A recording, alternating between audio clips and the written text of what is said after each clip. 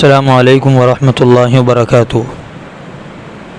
ارتداد کی بڑھتی ہوئی لہر کو روکنے کے لیے ملک بھر کے علماء اس وقت بہت زیادہ فکر مند ہیں، اور اہل دل اور فکر مند علماء کی مستقل بیٹھکوں نے اور جماعتوں نے مل کر کچھ نقطے اور کچھ اہم ہدایت طے کی ہے۔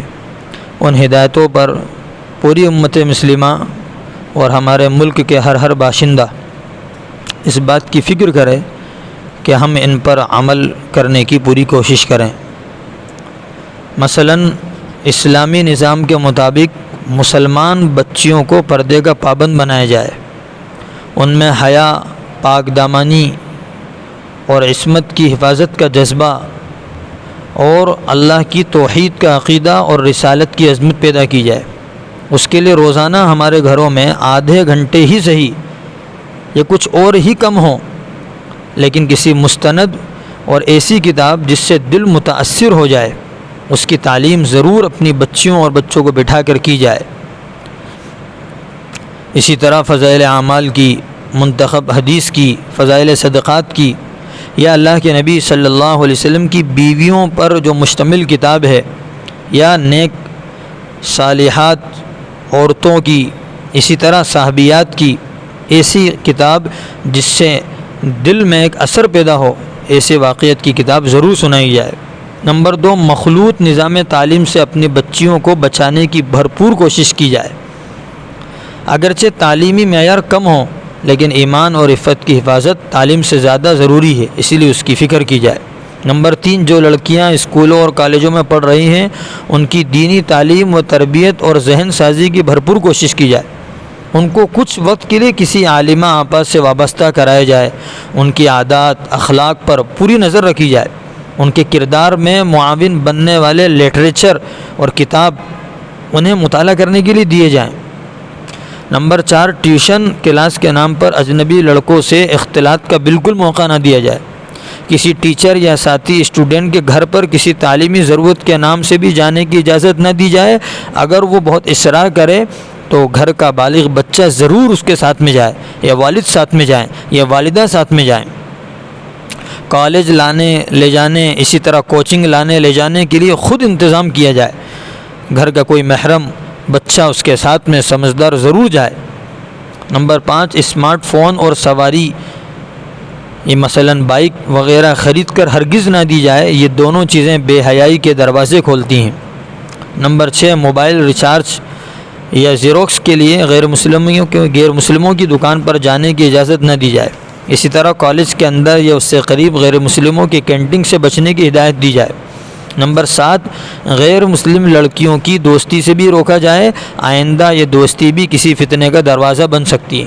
یہی غیر مسلم لڑکیاں انہیں غیر مسلم لڑکوں سے وابستہ کرا رہی ہیں، اور ان سے جوڑ کر ہمارے ایمان پر اور ہماری بچیوں کے ایمان پر ڈاکہ ڈالا جا رہا ہے۔ نمبر 8، بچیوں کے مسائل اور ان کے پیش آنے والی پریشانیوں پر توجہ دی جائے، کیونکہ اگر ہم نے اس پر توجہ نہیں دیجی، اگر ہم نے گھر پر اس پر توجہ نہیں دی تو یہ باہر کا کوئی راستہ انہیں دکھا دے گا، اسی لیے بچوں کی بات سنی جائے، اس پر توجہ بھی دی جائے۔ نمبر 9، اگر بچیاں کسی تعلیمی ضرورت سے انٹرنیٹ استعمال کر رہی ہیں تو ان کی پوری نگرانی کی جائے۔ فیس بک، انسٹاگرام کے استعمال کی اجازت نہ دی جائے، اسی لیے کہ بھٹکنے اور گمراہی کے دروازے انٹرنیٹ کے ذریعے ہی کھلتے ہیں۔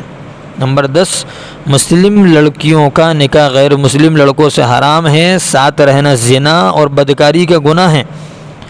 فلمی اداکاروں کو دیکھ کر دھوکہ نہ کھایا جائے، نکاح کرنے کی صورت میں اس کے برے انجام سے آگاہ بھی کیا جائے ان کو۔ نمبر 11، جب نکاح کے قابل ہو جائیں تو مناسب رشتہ ڈھونڈ کر جلد از جلد نکاح کر دیا جائے، چاہے رخصتی بعد میں کی جائے، کہ اس سے جذبات میں تسکین حاصل ہوگی، سکون ملے گا، اور ادھر ادھر بھٹکنے سے جہاں حفاظت ہوگی وہاں منگیتر کی شکل میں ایک مضبوط نگراں بھی حاصل ہو جائے گا جو خود اس کی حفاظت اور نگرانی کرتا رہے گا، اور نکاح کی تاریخ طے کرنے میں بے جا رسوم اور خرافات اور رکاوٹ نہ بننے دیں۔ نمبر 12، ان کے ایمان کی حفاظت کے لیے روزانہ بلا ناغہ صلاۃ الحاجت پڑھ کر اللہ تعالیٰ سے خوب توجہ کے ساتھ دعا مانگی جائے۔ گھر والے بھی اور تمام مسلمان اس بات کی فکر کریں۔ اسی طرح جو مسلم محلوں میں غیر مسلم دودھ بانٹنے والے نوجوان یا لوگ آتے ہیں، ان سے ہماری بہنوں بچیوں کو دور رکھا جائے۔ خود مردوں کو چاہیے یا نوجوان بچوں کو چاہیے کہ وہ دودھ لیں، یا پھر ہم ان لوگوں سے دودھ لینے ہی سے اپنے گھر کے بچیوں اور بچوں کو بھی اور خود بچیں، مسلمانوں سے دودھ لینے کی کوشش کی۔